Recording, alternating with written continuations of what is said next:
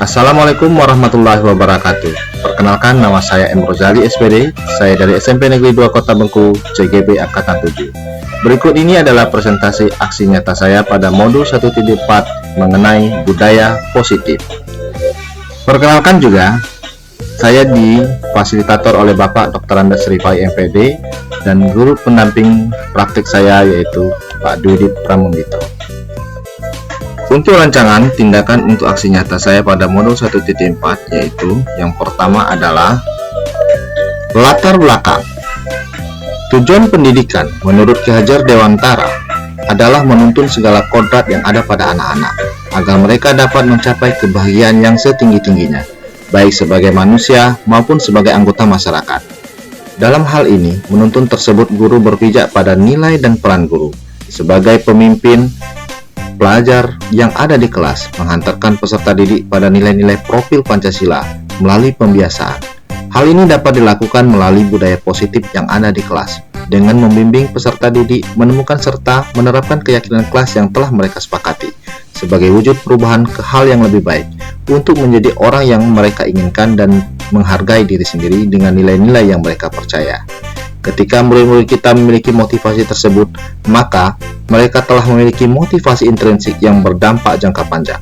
Motivasi yang tidak akan terpengaruh pada adanya hukuman ataupun penghargaan. Mereka akan tetap berperilaku baik dan berlandaskan nilai-nilai kebajikan, karena mereka ingin menjadi orang-orang yang menjunjung tinggi nilai-nilai yang mereka hargai atau mencapai suatu tujuan mulia.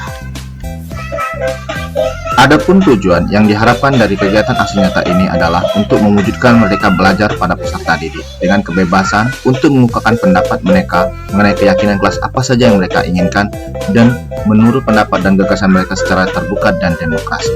Kedua, mewujudkan disiplin positif peserta didik yang kemudian akan menjadi budaya positif di mana peserta didik akan menjalankan keyakinan yang disepakati bersama dengan kesadaran diri tanpa ada tekanan. Ketiga, membentuk karakter positif pada peserta didik untuk melalui kegiatan-kegiatan positif, perilaku positif, dan keteladanan dari pihak sekolah, baik itu dari guru maupun non-murid. Yang terakhir, yang keempat, menumbuhkan motivasi intrinsik peserta didik terhadap nilai-nilai kebajikan yang telah mereka buat. Sedangkan untuk tolak ukur dalam melaksanakan aksi nyata ini, indikatornya dijadikan acuan bahwa tindakan ini akan berjalan dengan baik adalah yang pertama, terciptanya merdeka belajar pada peserta didik dengan bebas mengungkapkan pendapat untuk keyakinan-keyakinan yang mereka sepakati. Yang kedua, peserta didik menjalankan keyakinan kelas tanpa ada tekanan. Yang ketiga, terjalin komunikasi aktif antara guru dan peserta didik. Yang terakhir, yang keempat, peserta didik dapat menjalankan keyakinan kelas secara luas, baik itu di sekolah maupun yang ada di rumah. Untuk lini masa, tindakan yang dilakukan pada kegiatan aksi nyata ini dalam penerapan budaya positif mengenai keyakinan kelas dibagi menjadi 4 minggu, di mana pada minggu pertama dari tanggal 2 sampai tanggal 6 Januari 2023 yang saya lakukan adalah meminta dukungan dari kepala sekolah untuk membuat aksi nyata tentang budaya positif yang ada di sekolah. Kemudian mensosialisasikan pentingnya budaya positif di kelas kepada murid dan membimbingnya untuk membuat keyakinan kelas.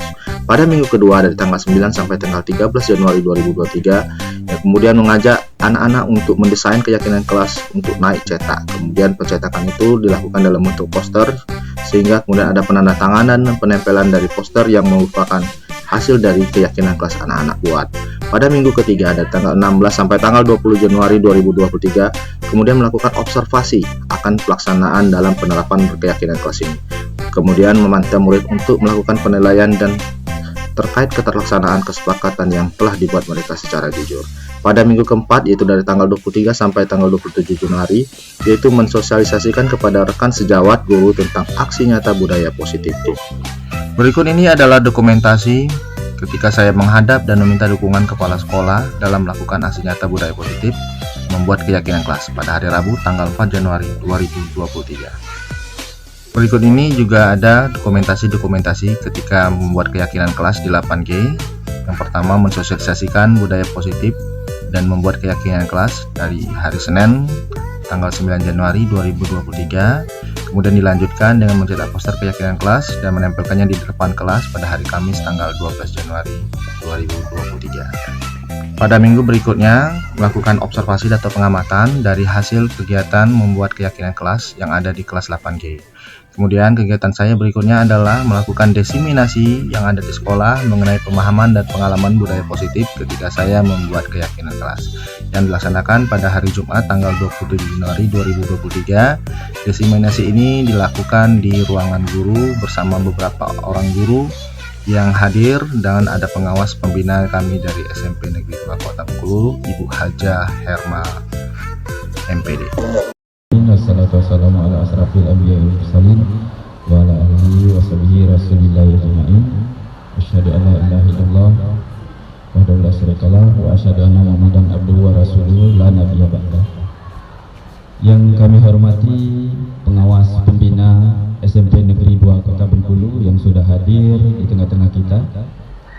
Yang kami hormati tentunya pemateri dari CGP SMP Negeri 2 Kota Bengkulu yang kami hormati Bapak M. Rojali dari jurusan IPA dan Bapak Rudi Hartono dari mata pelajaran Pendidikan Agama Islam. Dan yang kami hormati Bapak Ibu yang sudah hadir untuk mengikuti diseminasi aksi nyata dari CGP kegiatan calon guru penggerak pada hari ini. Pertama-tama marilah kita panjatkan puji syukur kita kepada Allah Subhanahu wa taala yang mana kita masih diberinya kesehatan sehingga kita masih dapat berkumpul di ruangan ini tidak kurang satu apapun sehingga kita masih dapat mengikuti kegiatan diseminasi aksi nyata dari kegiatan calon guru penggerak. Salawat beriring salam tidak lupa pula kita panjatkan kepada junjungan kita Nabi besar Muhammad sallallahu alaihi wasallam yang telah membawa kita dari alam kebodohan ke alam yang berilmu pengetahuan seperti yang kita rasakan sekarang ini. Baik Bapak Ibu, saya akan membacakan susunan acara kita pada pagi menjelang siang hari ini. Yang pertama yaitu kata sambutan atau pembukaan oleh pengawas pembina SMP Negeri 2 Kota Bengkulu. Yang kedua nanti penyampaian materi dari pemateri kita diseminasi aksi nyata, yaitu nanti mungkin ada dari Mapel IPA dan Mapel Agama. Yang ketiga ada tanya jawab nanti Pak, ada tanya jawab dan diskusi, kemudian penutup. Marilah kita mengawali acara ini dengan sama-sama membacakan lafaz basmalah. Bismillahirrahmanirrahim. Untuk acara selanjutnya kami minta kepada Ibu pengawas untuk membuka kegiatan kita pada pagi hari ini. Kepada Ibu kami persilakan.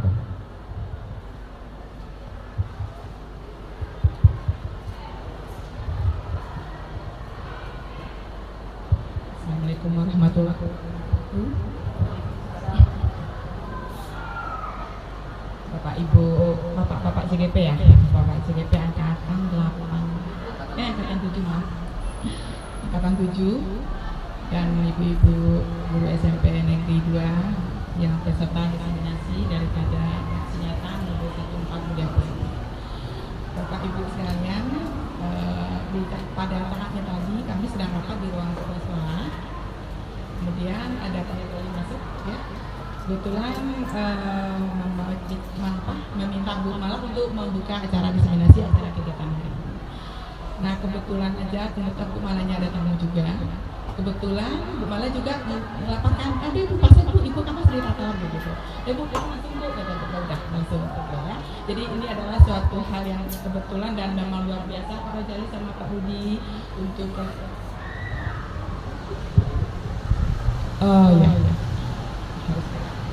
jadi ini adalah kebetulan yang luar biasa banget ya buat bapak-bapak berdua, Pak Rojali sama Pak Budi. Ini adalah merupakan modul 1 yang memang harus dikolaborasikan dengan teman-teman di sekolah, bersama kepala sekolah dan juga wakil bisa untuk diupload nanti tugasnya bapak berdua di LMS-nya gitu ya. Jadi di sini Bapak Ibu mudah-mudahan nanti kedepannya masih banyak ya yang ikut di guru penggerak lagi gitu ya. Untuk karena nanti ada yang ikut ya Bu Yuni, Bu apa yang lain mungkin ikut, mudah-mudahan nanti lulus berdasarkan 8. Banyak yang lulus ya karena kata di sini kita tuh bergerak. Bagaimana kita bergerak? bagaimana kita tergerak dulu. Nah ini bapak-bapak udah tergerak ya. Bagaimana tergerak, bergerak dan kemudian menggerakkan. Nah gitu ya. Bagaimana dulu kitanya dulu tergerak. Kalau nggak kita tergerak nggak bisa. Oh nggak ada kata. Tergerak, bergerak. Bapak ibu udah bergerak nih. Ya, dan kemudian tinggal bapak-bapak ini menggerakkan teman-teman yang ada di sekolah gitu. Jadi kita berkolaborasi di sini. Tidak ada yang lebih hebat, tidak ada yang lebih bagus, semua sama. Karena kerja lebih berkolaborasi itu lebih bagus ya. Maka di sini di Buaya Positif ini sebenarnya ada beberapa materi yang Pak Rojali ya dengan Pak Rudi. Itu ada di disiplin ya.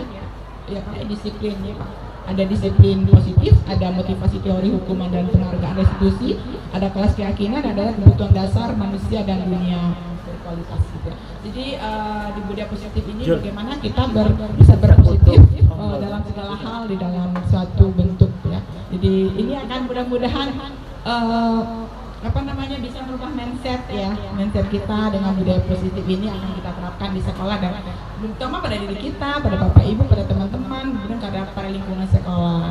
Mudah-mudahan nantinya dengan adanya kegiatan ini akan menjadi lebih hebat lagi, bapak-bapak berdua tambah tergerak, tambah bisa menggerakkan sama teman-teman yang lain untuk bisa memotivasi teman-teman untuk bisa mengikuti ini, karena kegiatan daripada ini CGP ini adalah kegiatan untuk diri pribadi sebenarnya Bu Pak ya, karena ini kegiatannya adalah bagaimana merubah mindsetnya kita untuk bisa berpikiran secara positif. Ini budaya positif ya, ini merupakan satu tugas terakhir, merupakan aksi nyata. Dari modul 1 itu ada 4 modul, 1, 1, 1, 2, 1, 3, 1, 4. Nah dari keempat modul nantinya akan dijadikan satu bentuk aksi nyata. Nah inilah Pak Rojali sama Pak Rudi yang akan memberikan suatu bentuk diseminasi apa yang dilakukan oleh Pak berdua, yang akan dibagi dengan teman-teman Bapak ibu-ibu guru sekalian gitu ya. Jadi ini adalah hal yang sering kita lakukan, berkolaborasi ini adalah hal yang bagus, karena nanti diminta pandangan ibu juga apa yang perlu diperbaiki atau ada yang tambahan atau bagaimana. Seperti itu ya. Dan semangat untuk Bapak berdua, mudah-mudahan sukses terus ke depan, karena masih ada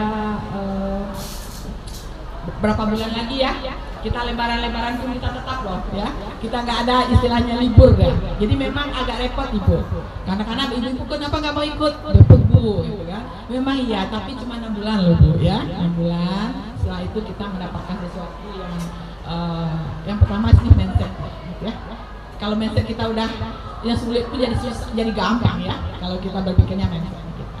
Begitu Bapak Ibu, mudah-mudahan Bapak berdua adalah penggerak di SMP 2 yang nantinya bisa menggerakkan teman-teman lain, yang tentunya ilmu-ilmu yang sudah Bapak dapatkan berdua nanti bisa berbagi dengan teman-teman dan bisa menjadikan SMP 2 lebih top tier lagi ya di Kota Bengkulu, menjadi pilotnya SMP di Kota Bengkulu ya, kita harapan kita. Jadi harapan banyak nih Pak berdua ya. Kemudian juga untuk yang bapak-bapak ibu yang lain, mudah-mudahan diberikan dukungan dan juga partisipasinya di dalam kegiatan ini. Kemudian ibu-ibu sudah bagus ya, sudah terima kasih juga sudah membantu Pak Rojali sama Pak Rudi, karena ini adalah merupakan tugas yang harus di-upload ya di FMS ya. Siapa apanya Pak fasilitatornya? Oh ya, Pak Rudi juga. Dari utara ya. Kebetulan yang di kota kebagian ibu di Demak sekarang ya. Kemarin Jatim, Kediri, sekarang kebagian Demak itu.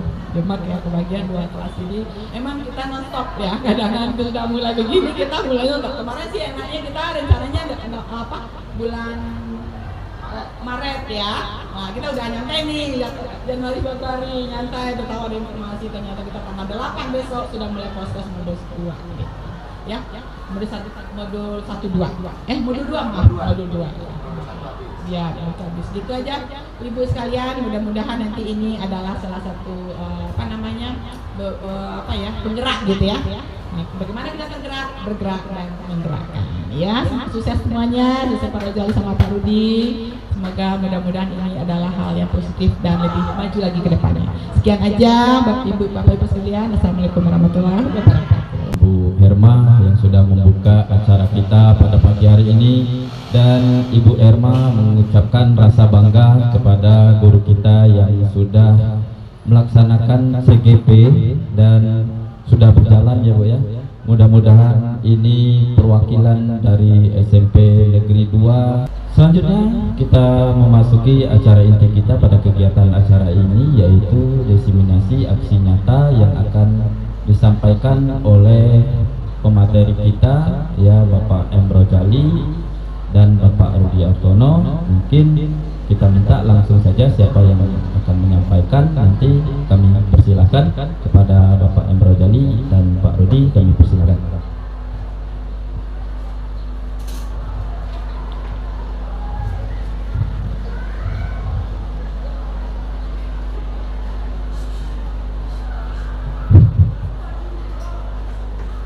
Assalamualaikum warahmatullahi wabarakatuh. Yang kami hormati Ibu Pengawas Pembina, Ibu Haja Herma. Yang kami hormati Bapak Rudi, rekan kami dalam CGP Angkatan ke-7.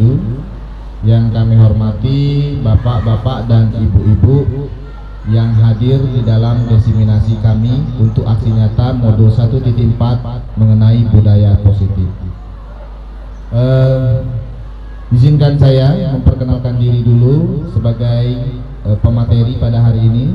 Saya Emrojali, Angkatan 7 untuk CGP di Kota Bengkulu. Dan di sebelah saya, mungkin berdiri dulu Pak, ini Pak Rudi Hartono, dia adalah juga CGP Angkatan 7 di Kota Bengkulu. Baik, kami berdua nanti akan menyampaikan mengenai aksi nyata kami yang telah kami lakukan di SMP Negeri 2 Kota Bengkulu ini mengenai budaya positif.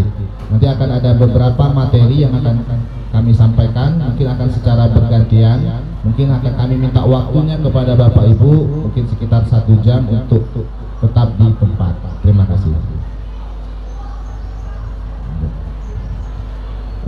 Selamat datang para guru hebat. Mari kita belajar bersama, berkolaborasi untuk mewujudkan budaya positif yang ada di sekolah yang kita cintai. Pada konsep modul budaya positif ini ada 7. Yang pertama itu perubahan paradigma baru, kemudian disiplin positif, kebutuhan dasar manusia, motivasi perilaku manusia, posisi kontrol restitusi, keyakinan kelas, dan segitiga restitusi.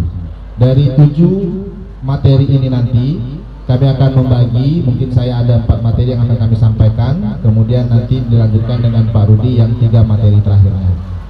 Baik, kita mulai tentang apa itu yang dimaksud dengan paradigma baru.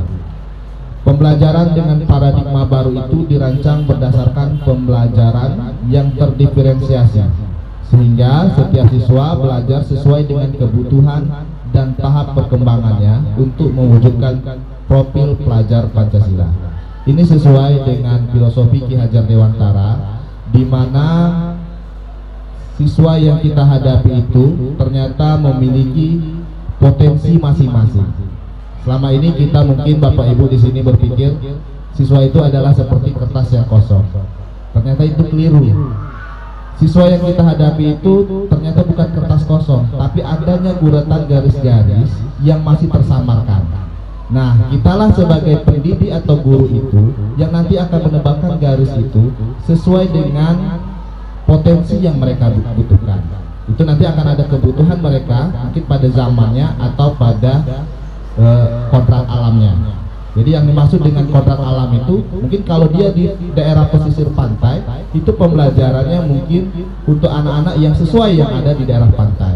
Kalau mereka tinggal di daerah pegunungan, mungkin itu sesuai dengan alam yang mereka ada di daerah pegunungan.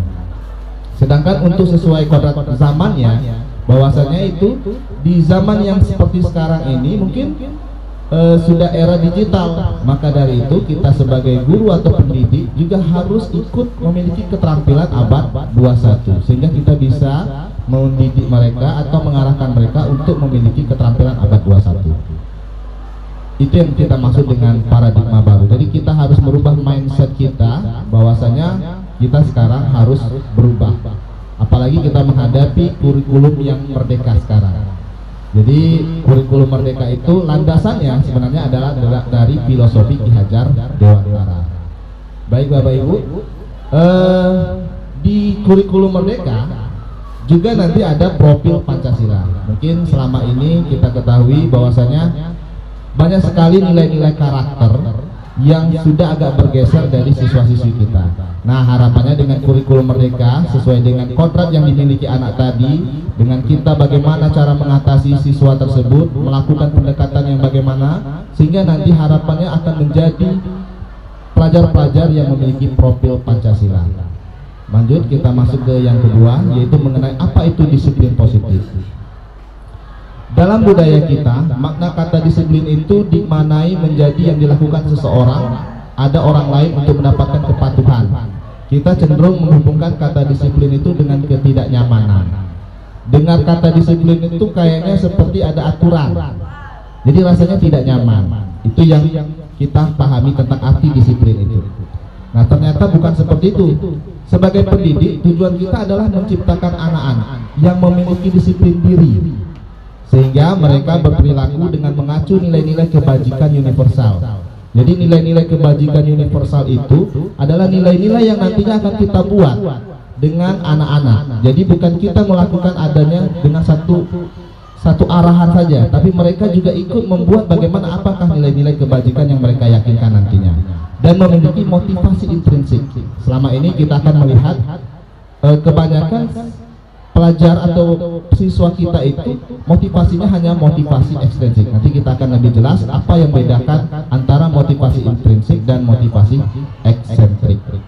Kemudian disiplin positif itu merupakan salah satu cara untuk menerapkan disiplin yang bertujuan menumbuhkan kesadaran serta memberdayakan anak untuk melakukan sesuatu tanpa sogokan, ancaman maupun hukuman. Jadi harapannya nanti ketika kita sudah mengenalkan keyakinan kelas, disiplinnya mereka itu bukan karena ada ancaman, walaupun kita perlu adanya peraturan-peraturan tersebut untuk memberikan konsekuensi kepada mereka jika melakukan pelanggaran.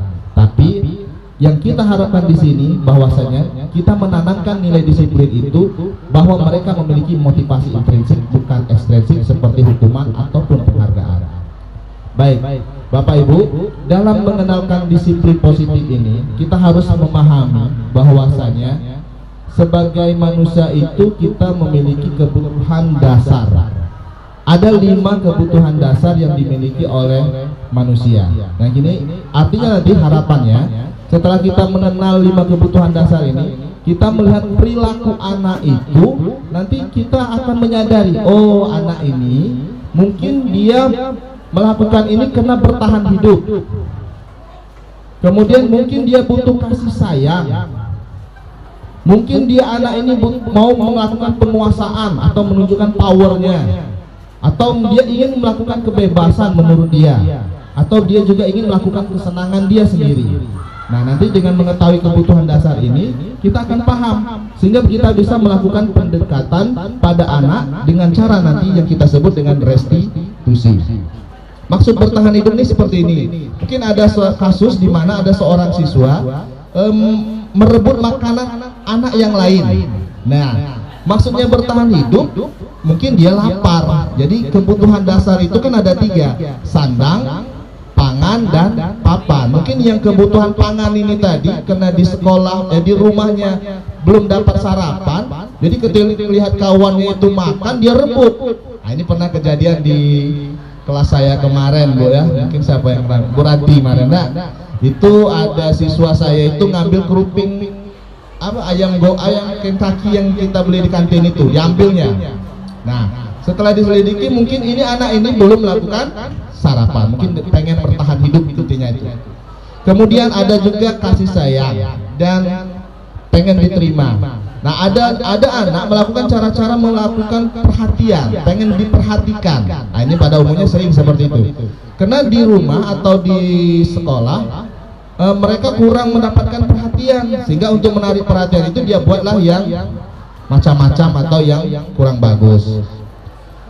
Kemudian ada power, ini menunjukkan penguasaan. Ya, Bu. ingin melakukan powernya, menunjukkan bahwanya dia ini memiliki kekuatan. Nah, ini mungkin pengen jadi jagoan kalau di istilahnya. Kemudian ada kasus juga anak ini ada yang ditanya kenapa malas belajar atau kenapa keluar terus, ternyata dia ngomong bosan belajarnya.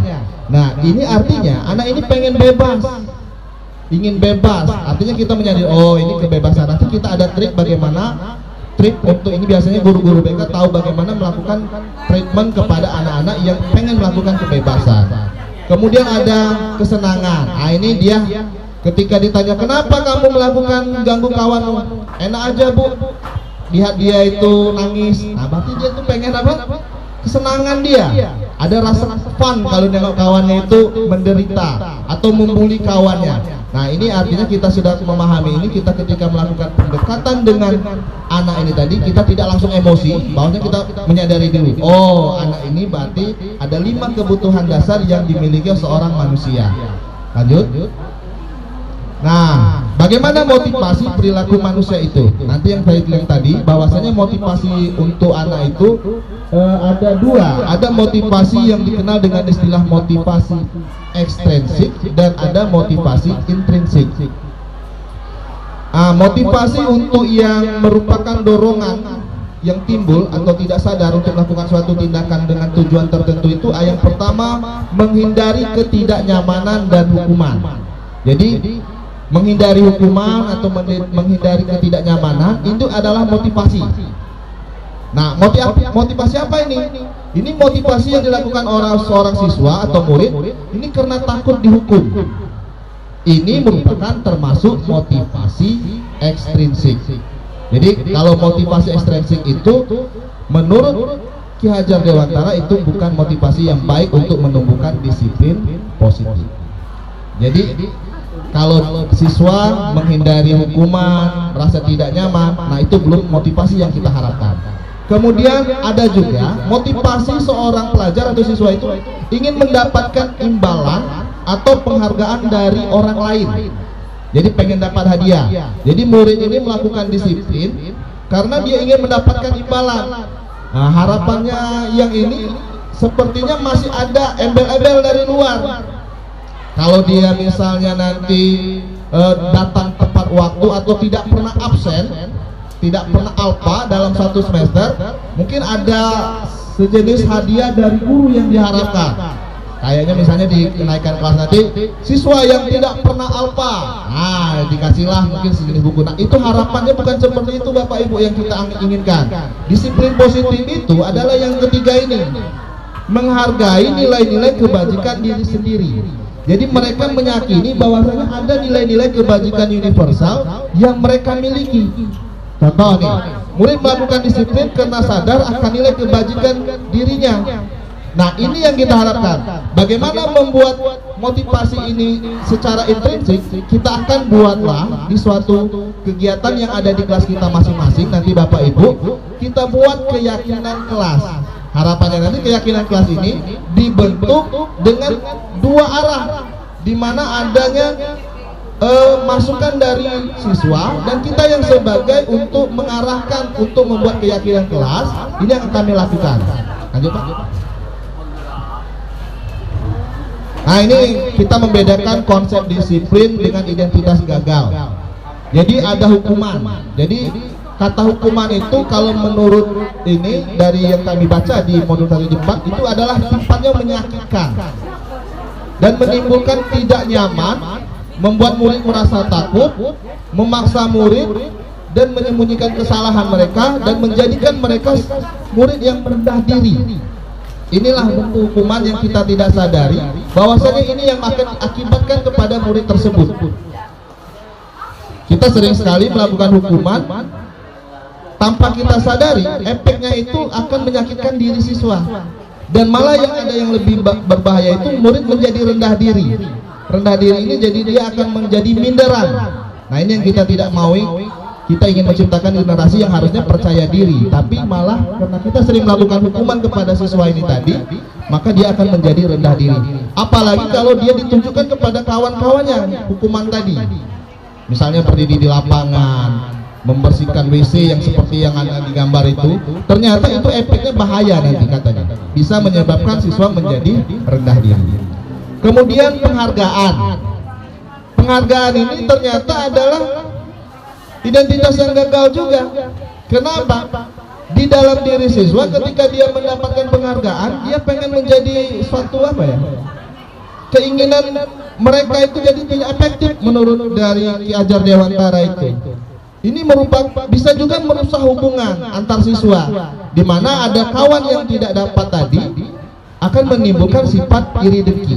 Makanya di dalam kurikulum K13 itu sudah mulai tidak ada lagi rankingan 1, 2, dan 3 itu tidak ada lagi. Tapi kita masih saja membuat rankingan. Harapannya mungkin orang tua pengen tahu.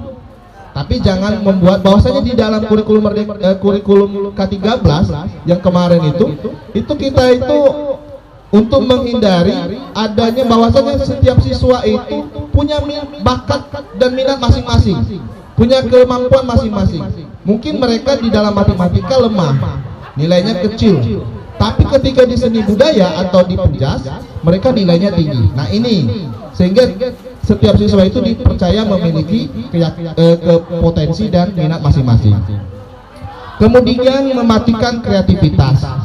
Maksud mematikan kreativitas itu, siswa sudah merasa puas setelah dia dapat ranking atau mendapatkan juara, karena dapat imbalan tadi, penghargaan itu sudah, dia tidak mau lagi melakukan yang lebih tinggi lagi, keinginan untuk mendapatkan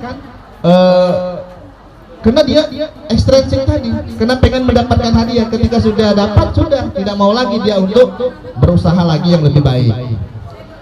Kemudian merampas hak menghargai dirinya. Jadi ini sebenarnya yang disebut dengan identitas gagal. Jadi hak dia itu kan seharusnya dia ingin terus menggali potensinya, menggali kreativitasnya, tapi kena dikasih penghargaan tadi, ternyata secara tidak kita sadari itu malah mematikan kreativitas dan untuk dia menggali potensinya. Lanjut. Nah, untuk yang identitas sukses itu, makanya kita melakukan ada yang istilah yang dikenal dengan konsekuensi dan ada istilah yang dikenal dengan restitusi. Nah, apa itu konsekuensi? Konsekuensi itu adalah penguatan yang masih dalam jangka pendek, dan ini perlu monitoring yang berkelanjutan. Adanya stimulus dan respon yang dihadapi oleh siswa. Nanti harapannya siswa itu menghormati apa peraturan yang ada. Dan biasanya masih juga ada kelemahan pada konsekuensi ini, kehilangan waktu untuk merenungi kesalahan. Bapak Ibu, saya coba tanya, misalnya ada siswa yang melakukan pelanggaran tidak memakai seragam. Jika disuruh keliling lapangan, itu hukuman atau konsekuensi? Hukuman. Ya, betul.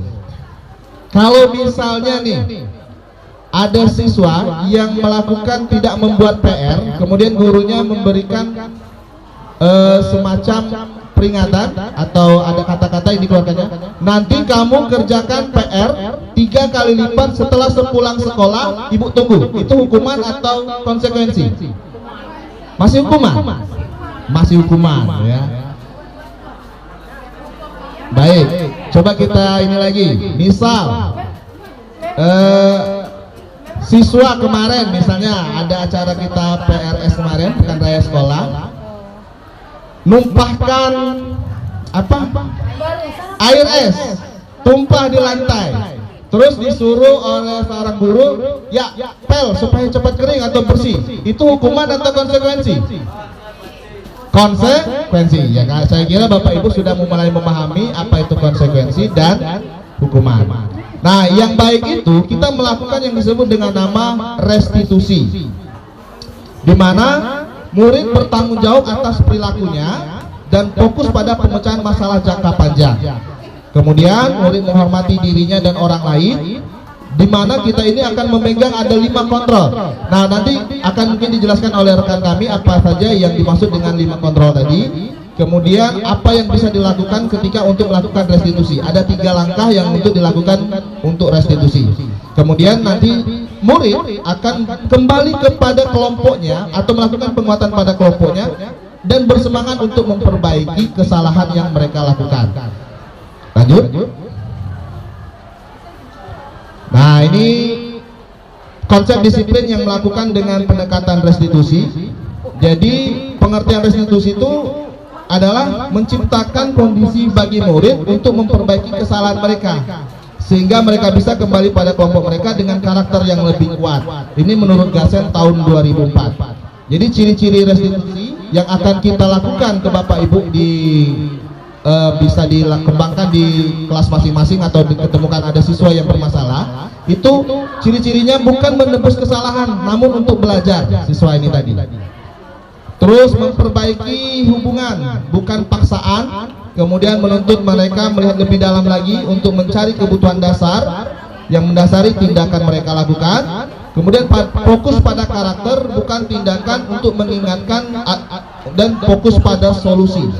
Jadi fokus pada karakter bukan tindakan, tapi merupakan fokus pada solusi. Lanjut. Nah, ini contoh yang mungkin kita lihat perbedaan antara kasus siswa yang tidak sering mengerjakan PR. Kalau bentuk hukuman itu misalnya guru menghukum siswa tersebut untuk menghormati bendera selama 10 menit, itu hukuman. Guru marah dan murid menjadi takut. Kalau konsekuensi, guru memberikan konsekuensinya untuk mengerjakan PR-nya saat istirahat dan memberikan tugas tambahan lagi. Itu yang kita sebut dengan masih konsekuensi. Guru di sini tegas dan siswa menghormati peraturan yang ada dibuat oleh guru tersebut. Nah, kalau yang restitusi bedanya, guru menanyakan keyakinan kelas atau dirinya untuk membantu siswa itu menyelesaikan masalahnya. Nanti keyakinan kelas inilah yang kita akan buat Bapak Ibu di kelas kita masing-masing, terutama Bapak Ibu wali kelas. Kemudian guru terbuka dan siswa menghormati dirinya dan orang lain. Baik, itu mungkin dari kami. Selanjutnya untuk posisi 5 kontrol dan segitiga restitusi akan disampaikan oleh Pak Rudi. Terima kasih Bapak Rozali SPD sudah memberikan kesempatan. Izin Ibu Pengawas, Ibu Herma dan Bapak Ibu. Assalamualaikum warahmatullahi wabarakatuh. Masih semangat? Masih. Jadi seperti filosofi Ki Hajar Dewantara seperti yang disampaikan, guru ini seperti seorang petani. Seperti yang saya sampaikan dulu, guru ini seperti seorang petani. Jadi murid itu adalah benih. Nah, untuk menjadikan benih ini menjadi subur, bagaimana? Seorang petanilah yang menggiring. Misalnya kita beli pupuk supaya jagungnya ini tadi biar tumbuh subur, supaya lebat buahnya kita beri pupuk, kita rumputi dan segala macam. Nah, kita sebagai guru adalah menurut Ki Hajar Dewantara, yaitu menggiring anak, bukan kita mendikte anak. Kalau kita mendikte anak itu kita harus menjadikan anak si A ini bisa jadi, kita maunya anak ini mau jadi polisi, kita harus menjadikan dia sebagai polisi, bukan seperti itu. Nah, kita hanya menggiring. Mereka sudah punya bakat, seperti yang disampaikan oleh Bapak Rozali tadi. Mereka itu ibarat kertas, kita hanya menebali saja. Mereka sudah ada goresan-goresannya, kita hanya menebalkannya saja. Menggiring anak itu supaya mereka itu mampu mencapai tujuan yang mereka inginkan. Jadi kita tidak ada yang namanya lagi memaksakan diri untuk anak kayak gitu. Nah, baik, kita langsung ke 5 posisi kontrol. Yang pertama, penghukum. Nah, yang pertama, penghukum ini adalah patuhi aturan sekolah lalu berdiri di depan kelas. Itu adalah salah satu bentuk hukuman. Seperti yang kita lakukan. Yang kita lakukan, kalau anak terlambat, kita lakukan apa kadang? Banyak sekali yang anak terlambat kita suruh dia ngepel. Kadang kita suruh dia membersihkan WC. Sebenarnya kalau di kegiatan kita itu sebenarnya tidak boleh, itu salah satu bentuk hukuman sebenarnya, hukuman yang tidak mendidik. Nah, nanti mungkin akan kita jelaskan juga gimana caranya supaya kita panggil dulu anak-anak, kita tanyai dulu anaknya apa masalahnya. Mungkin dia ada masalah di keluarga, mungkin keluarganya ada yang broken home, kita tidak tahu kadang keadaan anak yang sebenarnya. Kadang satu hari dia terlambat, 2 hari dia terlambat, 3 kali dia terlambat. Kita masih menjudge anak itu bahwa mereka melakukan kesalahan yang besar, padahal kita tidak tahu bahwa anak itu mungkin orang tuanya belagu terus, tiap nak balik tidak ada yang mengantar, tidak dikasih ongkos dan segala macam. Kita tidak menanya itu kadang, kita langsung menghukum anak. Kamu bersihkan WC, kamu sapu lapangan. Nah seperti itu hukuman yang kadang tidak mendidik. Kadang kita tidak tahu bahwa anak itu kadang menangis di kelas, kadang merenung, dia mempunyai masalah yang besar seperti itu. Itu salah satu penghambat mereka untuk melanjutkan suatu pendidikan sebenarnya. Nah kalau kita misalnya menerapkan, nanti ada yang sistemnya. Yang kedua, pembuat rasa bersalah. Nah berapa kali Bapak Guru harus memberitahu kami Bapak kecewa sama kamu. Nah seperti ini, misalnya kita memberikan rasa bersalah sama anak. Nah misalnya anak melakukan kesalahan, misalnya dia memecahkan kaca jendela kelas. Nah kita panggil anak, nah kasihanin Bapak kalau kamu apa yang kamu lakukan seperti ini, Bapak yang dimarah, Ibu yang dimarah, bukan kamu yang dimarah, Bapak, Ibu yang dipanggil kepala sekolah. Nah itu namanya membuat merasa bersalah. Anak nanti bisa di hatinya, oh saya udah melakukan kesalahan, bahwa ibu kalau saya melakukan ini berarti bapak dan ibu ini akan dipanggil oleh kepala sekolah. Nah itu namanya menumbuhkan rasa bersalah kepada anak, bahwa kita sendiri yang seakan-akan kita yang akan dimarahi oleh pimpinan kita nanti untuk melakukan yang membuat rasa bersalah ini. Sekarang kita menjadi teman bagi anak didik kita atau peserta didik. Nah ayolah yang tertib, buat Bapak bangga kali ini tidak apa kamulah. Kita menyatu kepada siswa. Anak-anak sekalian, misalnya mungkin itu sebenarnya udah Bapak Ibu lakukan, ada yang melakukan. Mungkin yang banyaknya ibu-ibu. Kalau bapak-bapak ini banyak yang temperamen biasanya. Kalau Bapak ini A, B, B. Kali ibu-ibu biasanya banyak yang sistem membujuk. Saya lihat banyak, sebenarnya saya perhatikan di ibu-ibu itu kadang dia merangkul. Nah itu sebenarnya menjadikan siswa itu sebagai teman. Dia ajak misalnya ngobrol, berkomunikasi. Sebenarnya itu sudah dilakukan oleh ibu-ibu sebenarnya. Apa yang dilakukan yang menjadikan siswa itu sebagai teman. Tinggal lagi mungkin kita terstruktur dengan belum terstrukturnya saja. Kita sebagai pemantau atau monitor. Nah, kamu sudah melanggar peraturan dan konsekuensinya apa? Nah, di sini kan kita sudah membuat namanya keyakinan kelas. Nah, saya sudah sama Pak Rojali sudah melakukan praktek itu, sudah melakukan yang namanya keyakinan kelas. Nah, kelas yang saya buat itu, yang sudah saya buat itu di 8A, di 8C, di 9D, guys, di 8 dan kelas 9 yang sudah melakukan keyakinan kelas. Nah keyakinan kelas ini kita tawarkan, bukan kita yang membuat peraturan, mereka sendiri yang membuat peraturan dan mereka sendiri yang nanti akan membuat konsekuensinya. Seperti misalnya di kelas 8A kemarin saya tawarkan, silakan anak-anak kalian membuat kesepakatan, membuat keyakinan kelas supaya kita aman belajarnya. Nah mereka sendiri, Pak, mereka tanpa saya kasih instruksi, mereka sudah tahu keyakinan kelas itu seperti misalnya aturan-aturan. Iya, seperti itu. Yang kalian buat sendiri, nanti yang kalian kalau melanggar kalian sendiri yang menerima konsekuensinya. Seperti misalnya yang di kelas 8A kemarin, Pak, misalnya, mereka kan beda-beda. Ada yang sama, ada yang beda. Karena kita tidak menunjuk. Si A misalnya membuat keyakinan, Pak, tidak boleh kita keluar masuk pada jam pelajaran. Oke, disepakati? Disepakati. Tidak boleh makan di dalam kelas, Pak. Iya, disepakati. Nah, seperti itu. Mereka membuat keyakinan kelas, mereka sendiri yang buat, mereka sendiri yang akan menerima konsekuensinya. Nah, sekarang kita membuat penguatan. Nanti kalau misalnya keyakinan kelas kita langgar, ada konsekuensinya. Misalnya konsekuensinya apa? Boleh nggak nanti misalnya siapa yang melanggar keyakinan kelas nanti nilainya dikurangi. Nah, misalnya mereka sendiri yang menentukan. Pak, kalau misalnya kami melanggar nanti kami diberi tugas. Nah, mereka sendiri, kita bukan kita yang menghukum. Mereka yang menghukum diri mereka sendiri. Sebenarnya yang seperti itu yang kita lakukan. Nah, Bapak Ibu, selanjutnya kegiatan membuat keyakinan di kelas tadi berdiskusi tentang budaya positif dan keyakinan kelas.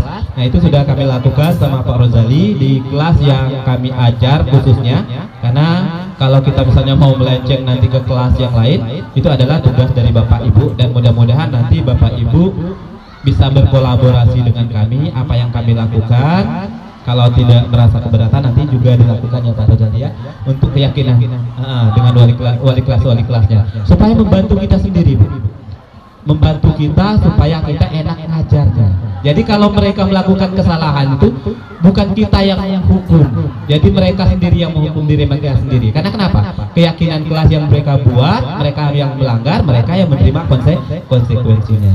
Yang kedua, merumuskan peraturan menjadi keyakinan kelas. Nah, kita rumuskan, nanti kita globalkan, kita jadikan satu. Berapa poin yang mereka buat? Kalau saya buat, saya suruh anak itu diketik, dilaminating, nanti saya pegang satu dan saya suruh anak itu tempel di belakang tempat duduknya itu satu, supaya mereka ingat. Karena kalau misalnya lebih dari 5 keyakinan kelas, kadang mereka tidak ingat, wah apa keyakinan kelas kami kemarin yang kami buat. Nah, kalau mereka sudah ketik, dilaminating dan ditempel di belakang, mereka setidaknya saya melanggar ini, berarti saya harus menerima konsekuensinya.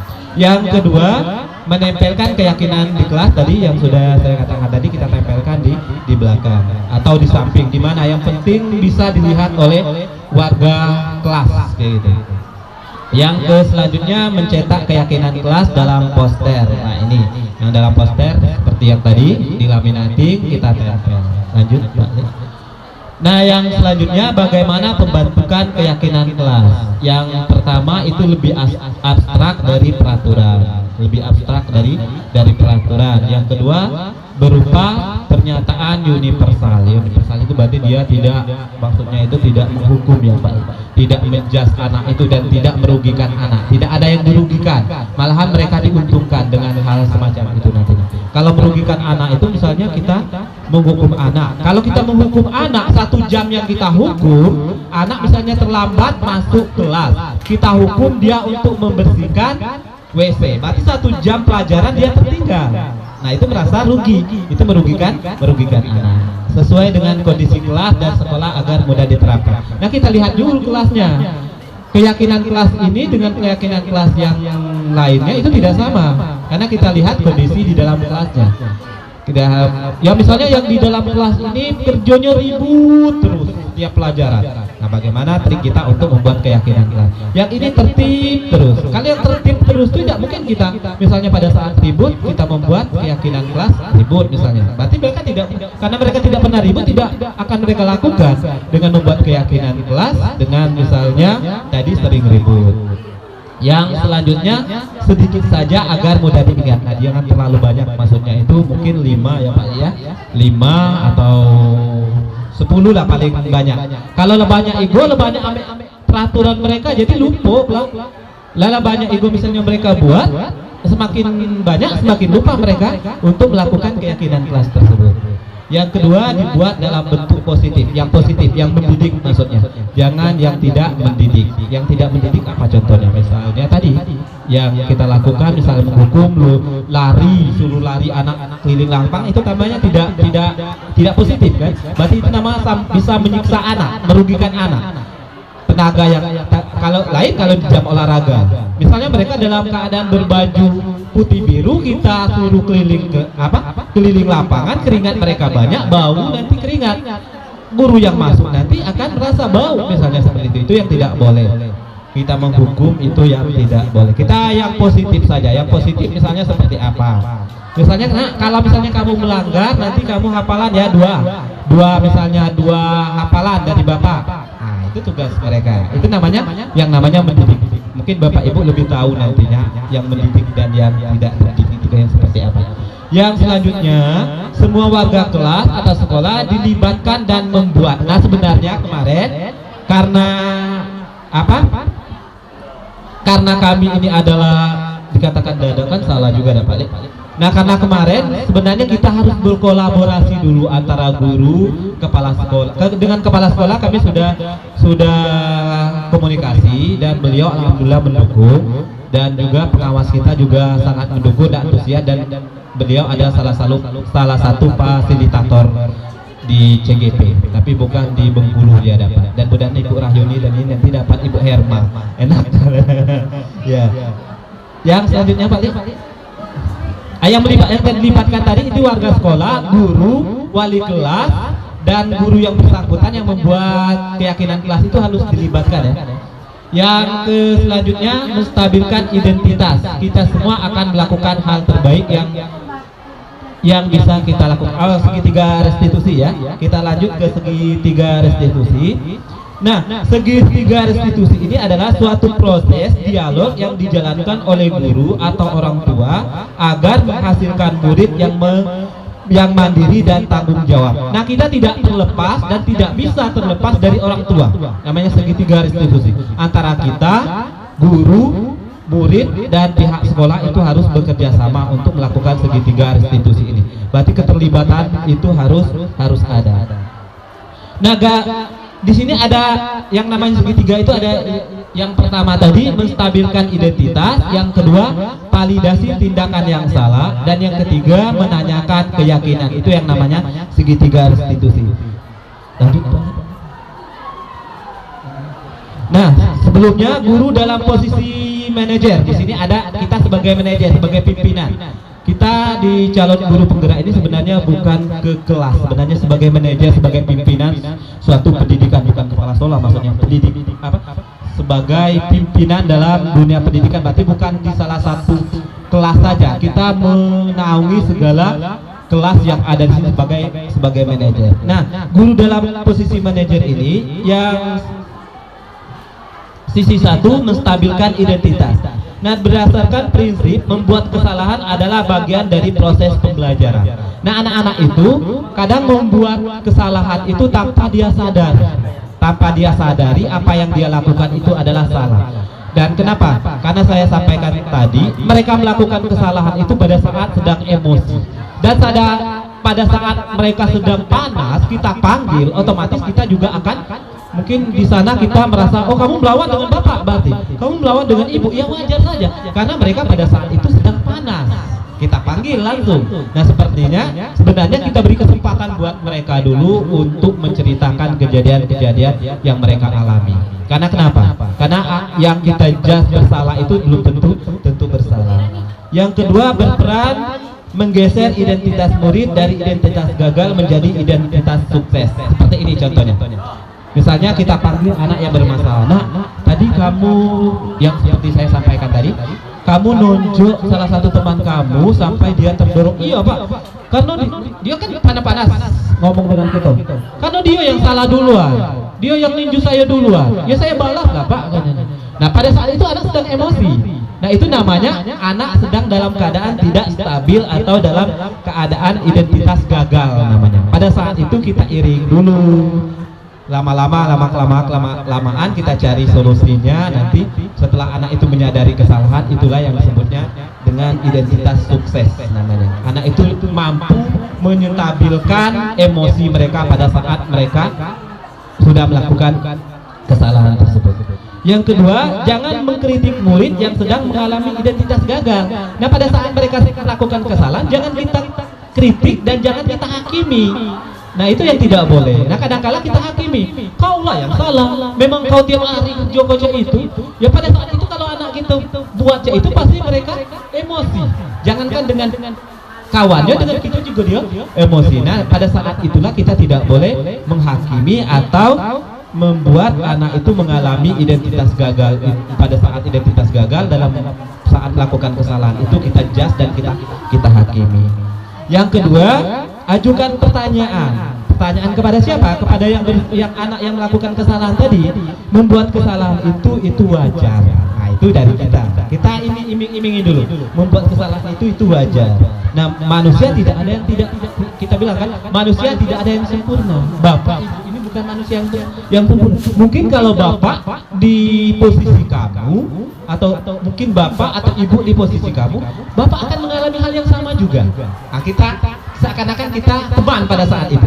Mungkin kalau bapak misalnya dalam keadaan dalam posisi kamu, bapak akan melakukan hal yang sama juga.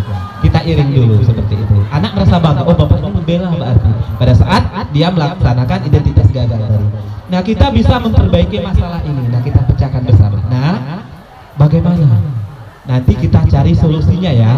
Dan jangan nanti kamu pada saat misalnya kamu bersalah, kamu merasa benar. Kita cari solusinya, siapa yang benar, siapa yang salah. Itu guru BK sebenarnya yang sudah mengalami seperti itu. Saya yakin Ibu Ranti itu sudah melakukan trik-trik seperti itu.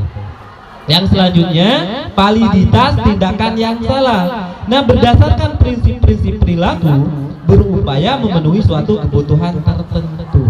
Yang kedua, guru akan menggeser dari pemikiran stimulus respon menjadi proaktif. Yang selanjutnya, mengenali dan mengakui kebutuhan murid ini dapat memperbaiki hubungan dengan murid. Nah, jangan sampai nanti berkelanjutan. Kadangkala anak-anak yang habis belagu ini tidak selesai sampai di situ. Kadang mereka sampai di luar mereka lakukan lagi. Nah, jangan sampai seperti itu.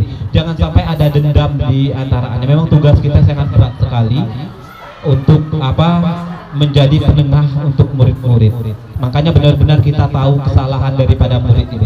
Kalau misalnya si A ini sudah tahu kesalahannya, nah kita bagaimana kita supaya untuk menjelaskan supaya itu mengakui kesalahannya dan meminta maaf supaya jangan terjadi lagi setelah kejadian yang dilakukan di sekolah. Yang selanjutnya, pertanyaan-pertanyaan disampaikan dengan nada suara yang menghakimi dan memojokkan. Itu yang tidak boleh. Kita kadang memojokkan anak. Pada saat itu anak butuh pembelaan sebenarnya. Kadang-kala mungkin dia pada saat dia memang benar kadang, dan pada saat benar ada saksi yang melihat yang seakan-akan yang benar itu yang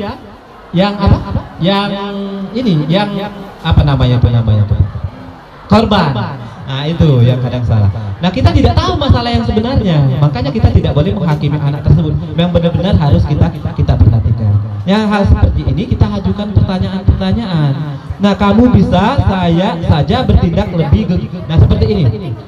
Mungkin pada saat itu kalau kamu tidak bisa menstabilkan emosi kamu bisa lebih tinggi lagi, lebih berbahaya lagi melakukan itu. Untungnya kamu bisa menstabilkan emosi kamu seperti itu ya. Kita ajukan pertanyaan seperti itu. Dan yang selanjutnya, yang ketiga, sesi ketiga, menanyakan keyakinan. Nah, menanyakan keyakinan ini ada fase-fasenya. Teori kontrol menyatakan bahwa pada dasarnya kita termotivasi untuk intrinsik. Yang kedua, saat perilaku telah dievaluasi dan identitas sukses telah stabil, maka murid telah siap mengaitkan keyakinan dengan tindakan yang salah. Nah, baru kita ke keyakinan kelas tadi. Keyakinan yang kelas yang kita buat tadi, kita sambutkan dengan segitiga restitusi. Setelah mereka stabil emosinya, apa yang kamu lakukan tadi sudah sesuai belum dengan apa yang kita buat di kelas, keyakinan kelas. Nah, kata, oh salah Pak, memang saya yang salah. Berarti salah saya Pak. Nah, berarti mereka menyadari kesalahan mereka di situ. Memang ada fase-fase tertentu. Lanjut Pak, masih. Oke, untuk terakhir. Nah, dalam penerapan program disiplin positif, hendaknya guru memiliki standar kepribadian profesional dan sosial yang baik, di mana guru mampu berefleksi pada posisi kontrolnya saat ini. Bagaimana perjalanan seorang atau among, posisi manajer ya kita, yang murid menjadi insan yang mandiri, merdeka dan bertanggung jawab. Itu adalah standar pendidikan. Kita kalau di CGP ini namanya kita itu menghambakan murid. Menghambakan murid bukan berarti kita menyembah murid. Menghambakan murid itu berarti kita Bu? Among kita meninggikan, membanggakan, kita beri semangat buat mereka. Seakan-akan jangan kita merasa lebih pintar dari murid. Sedangkan kadang-kala ada pepatah itu murid itu guru itu lebih pintar semalam dari guru. Nah, jangan kita merasa, kadang banyak kita ini yang membuat kita ego itu, saya ini lebih dari kamu. Saya ini lebih paham dari kamu nah, jangan seperti itu sebenarnya. Kita menghambakan murid itu yang seperti kita kadang banyak yang murid kadang kita ada yang cuek kadang. Bu, boleh tidak curhat. Nah, kadang kita kalau anak. Nah, sebenarnya itu kalau kita sebagai manajer ada waktu dengan tidak waktu, kita luangkanlah waktu untuk dia. Kadang mereka memang benar-benar butuh masukan dari kita seperti itu. Mungkin itu yang dapat kami sampaikan. Mungkin kalau ada nanti tanya jawab atau diskusi lah, nanti kami bersilakan. Kalau bisa kami jawab, kami jawab. Kalau tidak, yang untuk selanjutnya kami serahkan kepada moderator Bapak Ahmad Taufik. Terima kasih. Wassalamualaikum warahmatullahi wabarakatuh. Waalaikumsalam warahmatullahi wabarakatuh. Terima kasih kepada Bapak M. Rojali dan Bapak Rudiartono selaku CGP Angkatan 7 yang sudah menyampaikan materinya mengenai modul 14 yaitu budaya positif dan budaya santun, ya Pak ya. Nah, mungkin apa yang sudah disampaikan tadi peserta atau kita yang hadir di sini ada yang mau ditanyakan, ada yang kurang jelas, kami berikan waktu untuk menanyakan kepada pemateri kita. Kami persilakan. Ya, mungkin Ibu Santi, ya.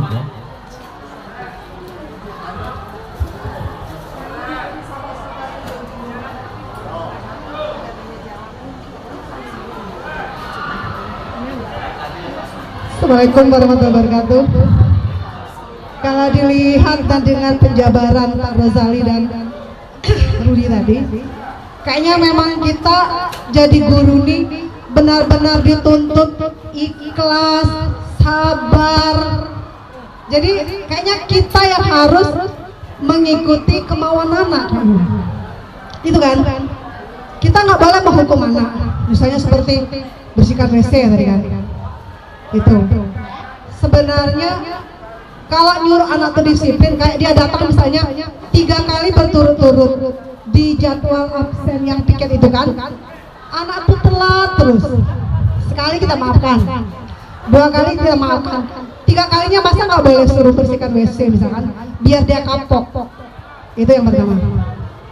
Kalau yang di dalam sekolah, dalam kelas maksudnya, kalau tugas ya, kan dalam satu kelas itu ada anak tuh yang memang malas, tugas itu tidak dibuat-buat. Sekali 2 kali, ya tadi sabar. Tapi kan kesabaran manusia kan ada batasnya kan. Kita panggil anaknya kan. Oke, terakhir ini Bu peringatkan. Kapan kamu mau buat tugas? Besok katanya Bu. Ternyata besok juga tidak dibuatnya. Atau malah anak itu tidak masuk sekolah karena mungkin tadi dia merasa takut ditanyakan tugas. Jadi kita menghadapi anak seperti itu bagaimana?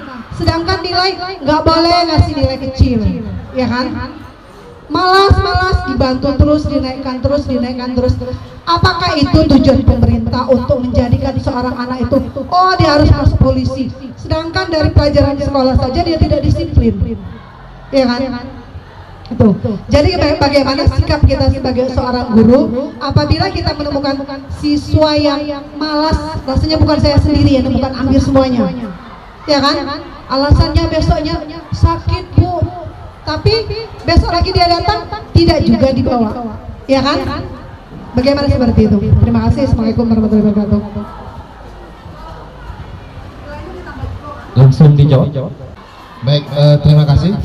Mungkin kami menambahkan ke Ibu Santi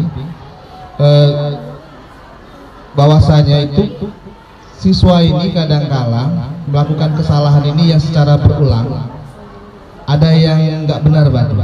Nah, berarti kita harus mulai menyadari bahwasanya ada 5 kebutuhan dasar manusia, sehingga kita menanggapi nanti siswa ini jangan langsung emosi. Bisa jadi siswa ini bertahan hidup tadi, survival. Jadi mungkin di rumah ada masalah, mungkin kemudian kasih sayang dan rasa pengen diterimanya itu belum dia dapat di rumah, cari perhatiannya di sekolah. Bisa jadi ingin penguasaan, power, menunjukkan bahwasanya dia ini punya kekuatan, punya kekuasaan. Akhirnya dia nunjukkan di sekolah dengan tingkah laku yang tidak benar. kemudian pengen kebebasan dan kesenangan. Jadi kalau kita sudah ada mulai, oh anak ini setelah kita gali, dia ini butuh kasih sayang, oh anak ini butuh kebebasan, oh ini butuh ini, baru kita melakukan tindakan segitiga restitusi tadi.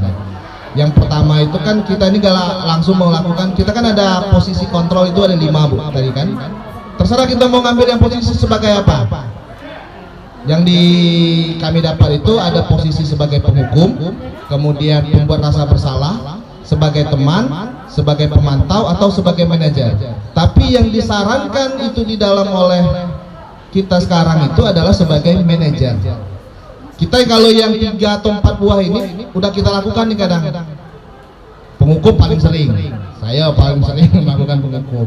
Udah itu pembuat rasa bersalah itu biasanya ibu-ibu, wih lana, jadi wajahnya menghibah gitu ya, seolah-olah bikin kecewa ibu terus nak kau nih nak. Nah jadi anaknya seolah, oh bersalah aku nih. Nah seperti itu.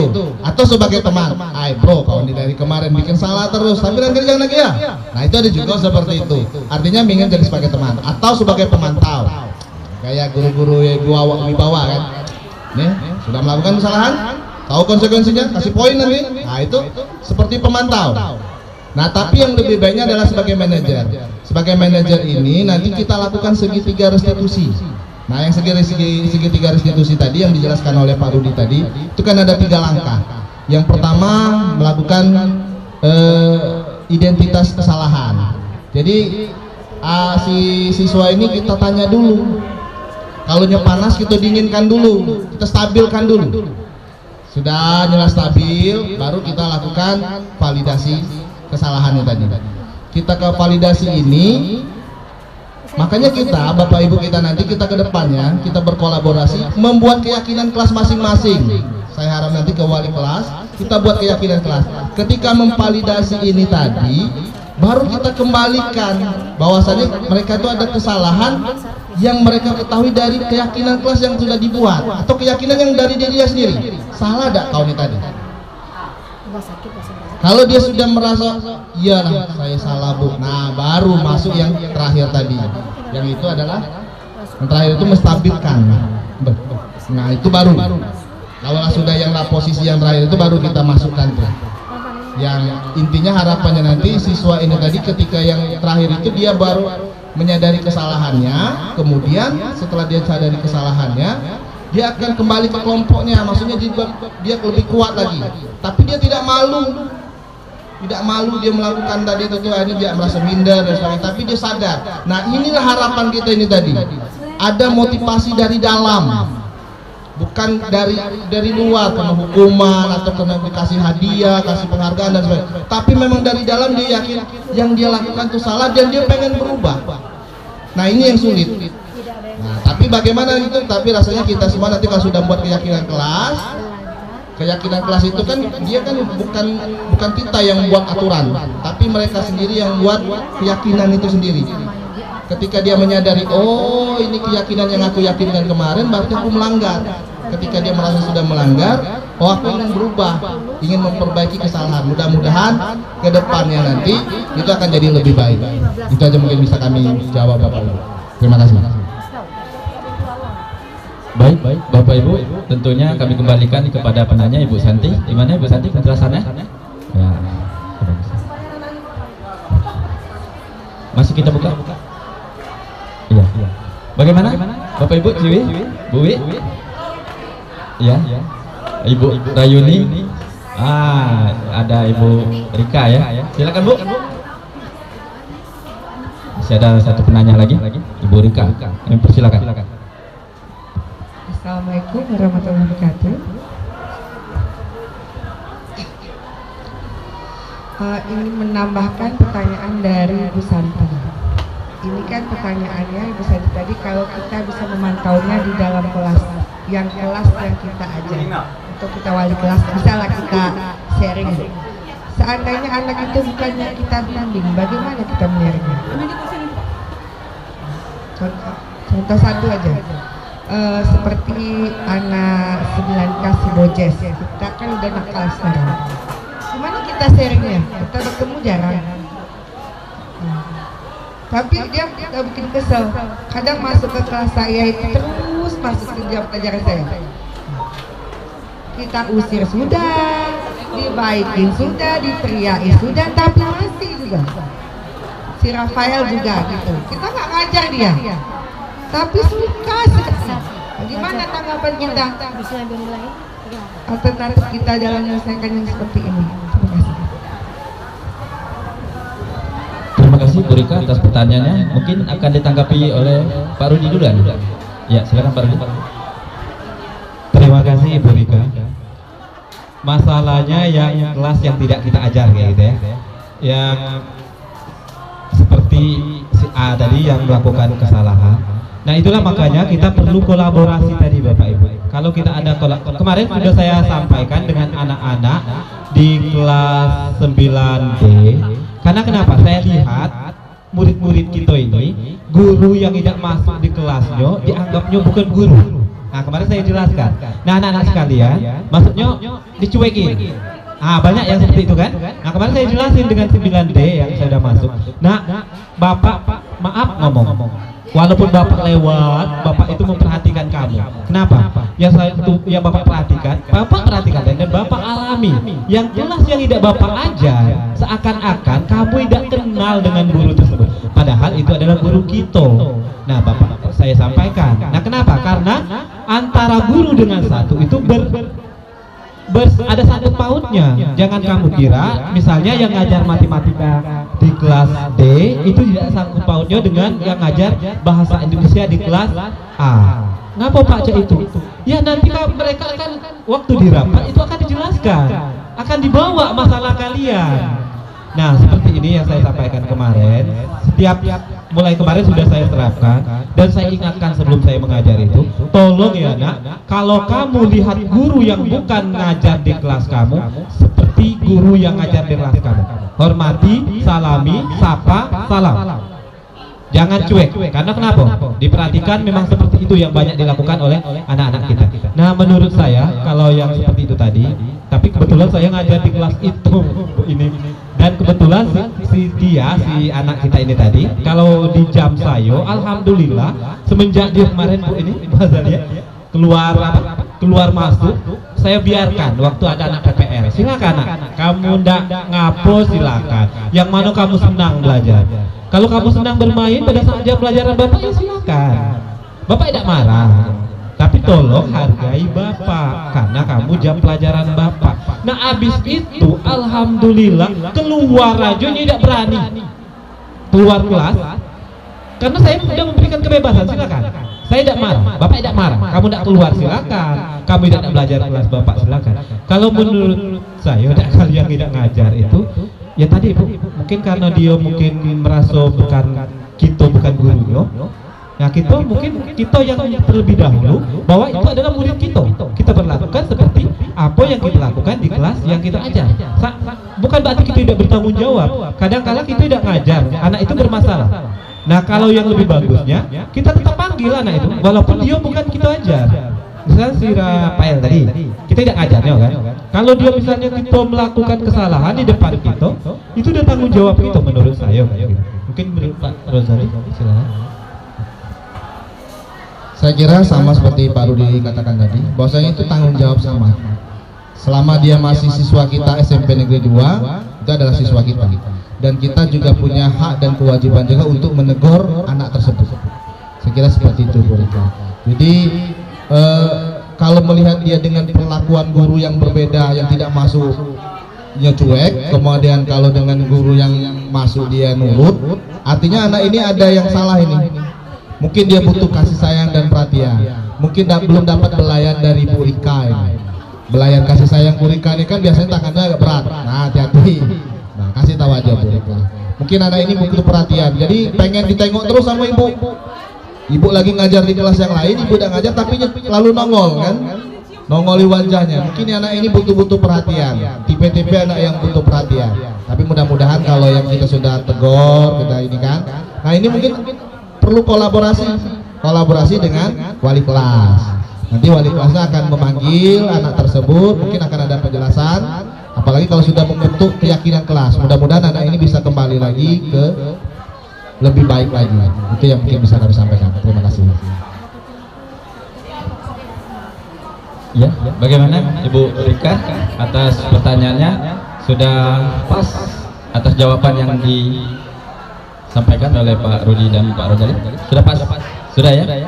Bagaimana Bapak Ibu? Masih ada yang mau bertanya? Kalau tidak ada, ya mungkin akan segera kita akhiri. Tidak ada ya?